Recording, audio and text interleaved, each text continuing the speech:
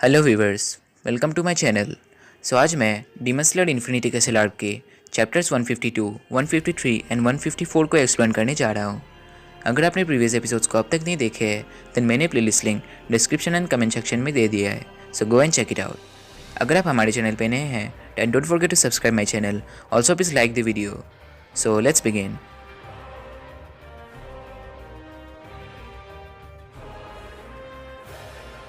So let's begin with chapter 152। Tanjiro realise करने लगता है कि जब उसने उसके डैड के बताए सी ट्रू वर्ल्ड को महसूस किया, उसके मूवमेंट्स एंड स्पीड बढ़ गए थे। वो अपने ओपोनेंट के लंग्स और ब्लड वेसल्स के मूवमेंट्स को भी ऑब्जर्व कर रहा था।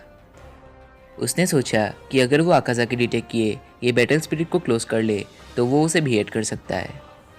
ग्यू आकाजा को अटैक करता है बट आकाजा आराम से बच जाता है। ग्यू भी थोड़ा डर जाता है ये सोचते हुए कि आकाजा उसे सेम एक्यूरेसी से काउंटर करता है। आकाजा ग्यू को कहता है कि अब बहुत हो गया एंड वो ये सब ख़त्म कर देगा। आकाजा अमिस था क्योंकि ग्यू अभी तक टिका हुआ है। जब ग्यू अपने तलवार से फिर से वार करता है, आकाजा नीचे से पंच मारता है जिससे तलवार 2 टुकड़ों में टूट गया। ग्यू ये सब देख के बहुत डर जाता है।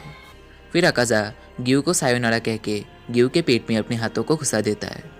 बट सरप्राइज के तौर पर तांजीरो उसके हाथ को पीछे से काट डालता है। ग्यू तांजीरो के मूव्स को देख सोचता है कि उसके साउंड्स उसके सांसों से अलग है और उसके आँख और बाल भी अलग नज़र आ रहे हैं। आकाजा के शरीर के हर सेल्स उसे तांजीरो को मारने के लिए फोर्स कर रहे थे। जब ग्यू अटैक करने जाता ही है तभी आकाजा अपने ब्लड डीमन हार्ट को एक्टिवेट कर देता है। तांजीरो ग्यू और आकाजा को सी ट्रू वर्ल्ड के जरिए ट्रांसपेरेंट देख रहा था। ग्यू बुरी तरह से घायल होता है और उसके सभी ओर खून लिपट जाता है। आकाजा ग्यू को इम्प्रेसिव कहता है क्योंकि इतना सब होने के बाद भी ग्यू टिका हुआ है।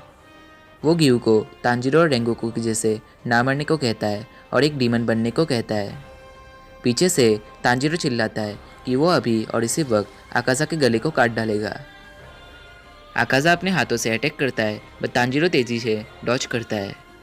आकाजा सोच रहा था कि तांजीरो मर चुका है, सो वो उसे जिंदा देख के सोचता है कि तांजीरो इतना सब होने के बाद भी कैसे जिंदा है।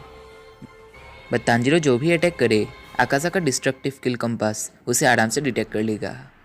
जितना स्ट्रॉन्गर तांजीरो का बैटल स्पिरिट है उतना ही स्ट्रॉन्गर आकाजा का डिस्ट्रक्टिव किल कंपास होता जाएगा। सडनली आकाजा एक वेird प्रेजेंस को महसूस करता है, एज इफ तांजीरो कुछ अलग सा बन गया है। तांजीरो का बैटल स्पिरिट जा चुका था एंड वो हिनोगामी कागुरा यूज़ करता है और इस बार वो आकाजा को बीहेड कर ही डालता है।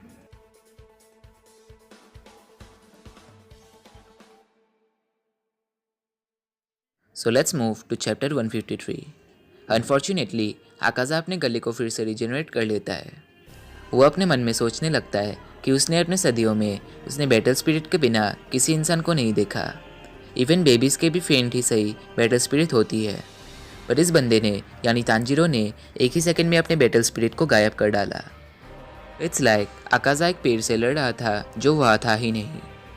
उसके सेंसेस और कंपास भी अब अच्छे से काम नहीं कर रहे, फिर भी वो मानता है कि एक बैटल फील्ड में हमें हर अनएक्सपेक्टेड सिचुएशंस की सामना करनी चाहिए, even if it's first time, और जीतने के लिए एक वे को खोज लेनी चाहिए। आकाजा सोचता है कि वो ये कर सकता है, इनफैक्ट वो कब का कर पाता। बट इस फाइट के इतने कम टाइम स्पेन में तांजीरो ने कुछ समझकर आकाजा के स्पीड को हरा रहा है। सेंचुरीज में मार्शल आर्ट्स के बेस्ट वाला स्ट्रेट अप फाइट में मार खा रहा है, सो आकाजा शर्मिंदा था।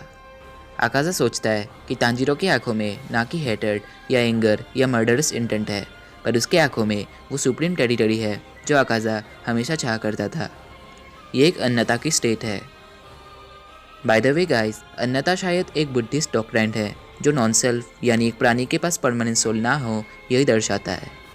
आकाजा हमेशा फील करता था कि ये स्टेट एग्जिस्ट करती थी। आकाजा लड़ने को मोटिवेट होके अपने माथे को जोड़ने लगता है, बट ग्यू अपने टूटे स्वॉर्ड से आकाजा के हेड को जोड़ने से रोकता है। आकाजा को और स्ट्रॉन्गर बनना था, इतना स्ट्रॉन्गर जो इस दुनिया में कोई ना हो। सरप्राइजिंगली आकाजा का गिरा हुआ सर जलने लगता है। तांजीरो खुश होता है कि वो लोग फाइनली जीत गए, पर तांजीरो का बॉडी अब दुख रहा था। आकाजा का शरीर अभी तक जला नहीं था, इनफैक्ट उसने तो कंपास नीडल को भी एक्टिवेट कर लिया। वो अपने हाथ से तांजीरो को अटैक करता है और किक भी मारता है। किक से तांजीरो दूर वॉल से टकरा जाता है। तांजीरो सोचने लगता है कि आकाजा ये सब कैसे कर पा रहा है। तांजीरो रियलाइज़ करता है कि अकाज़ा अपने सर को वीक पॉइंट ना बनाने को ट्राई कर रहा है, just like Muzan. Giyu water breathing के फोर्थ फॉर्म से अटैक करता है, बट अकाज़ा की रिजेनरेशन स्पीड देख के ग्यू भी डर जाता है। ग्यू एकदम हिम्मत से अकाज़ा को कहता है कि अगर वो तांजीरो को मारना चाहता है तो उसे पहले ग्यू से निपटना होगा। तभी अकाज़ा के मन में फिर से उस अजनबी इंसान की बातें आने लगती है कि वो लोग समुराई नहीं है, सो वो लोग स्वॉर्ड नहीं चलाते, बट वो अपने दिलों में स्वॉर्ड रखते हैं। वो लोग सिर्फ फिस्ट को ही यूज़ करते हैं। तभी कोई अजनबी लड़की अकाज़ा के हाथ को पकड़ती है कि हाकुजी सान अब बहुत हो गया, रुक जाओ।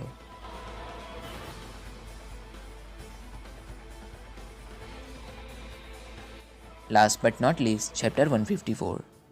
ग्यू अपने कानों से सुन नहीं पा रहा था और उसके राइट आर्म सेंसलेस हो गए थे। वो एकदम पावरलेस हो गया था। लोग ज़्यादा वक्त के लिए अपने फुल स्ट्रेंथ में नहीं हो सकते। एक डीमन इंजरी या फैटिक को फील नहीं करते क्योंकि वो आराम से रिजेनरेट कर सकते हैं। ग्यू अकाज़ा से फुल पावर में इसीलिए लड़ रहा था कि वो अपने दोस्तों को अपने आगे और मरने नहीं दे सकता। वो तांजीरो को किसी भी कीमत पर बचा कर ही दम लेगा। अकाज़ा उस लड़की को उसके हाथों को छोड़ने को कहता है कि उसे तांजीरो को मारना ही है और स्ट्रांग बनना है, बट वो लड़की पूछती है कि वो क्यों स्ट्रांग बनना चाहता है।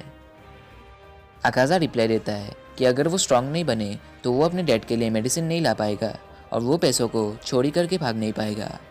वो उन लोगों को नहीं मार पाएगा जिन्होंने उससे बदला लिया था।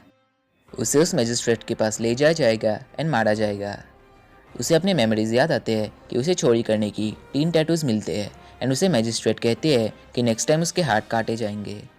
अकाज़ा हंस के कहता है कि अगर वो लोग उसके हाथ को काटना चाहे तो काट सकते हैं।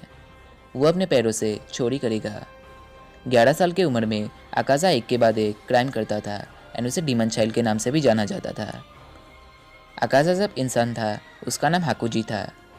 हाकुजी को खबर आता है कि उसके डैड उसके खबरों को सुन के सुइसाइड कर लिए है।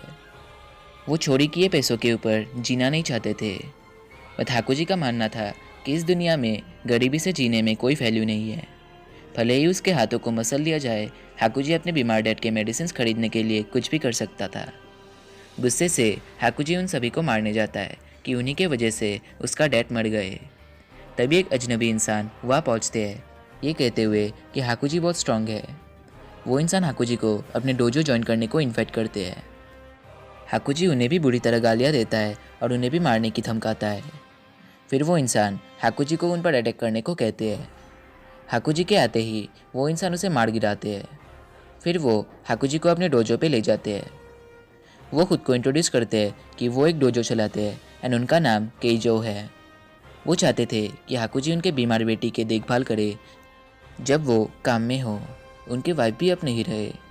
हाकुजी उन्हें पूछता है कि क्या उन्हें अपनी बेटी को एक क्रिमिनल के हाथों देने में कोई एतराज़ नहीं है। वो हंसते हुए कहते हैं कि उन्होंने थोड़ी देर पहले ही तो हाकुजी को मारा, सो उन्हें एतराज़ नहीं है। अकाज़ा तांजीरो में केइजो को देखता था, इसीलिए वो उससे नफरत करता था क्योंकि वो उसे अपने खराब पास्ट को याद दिलाता था। हाकुजी फिर केइजो की बेटी यानी कोयुकी से मिलता है एंड उसे कोयुकी के ऊपर कुछ क्रश टाइप के फीलिंग्स आने लगते हैं। यही चैप्टर ख़त्म होता है। सो आई होप मेरा एक्सप्लेनेशन अच्छा था। अगर कुछ मिस्टेक्स हो तो माफ़ कीजिएगा। अगर वीडियो अच्छी लगे तो एक लाइक कर दीजिएगा और चैनल को भी सब्सक्राइब कर दीजिएगा। So next episode will come soon. So till then bye bye.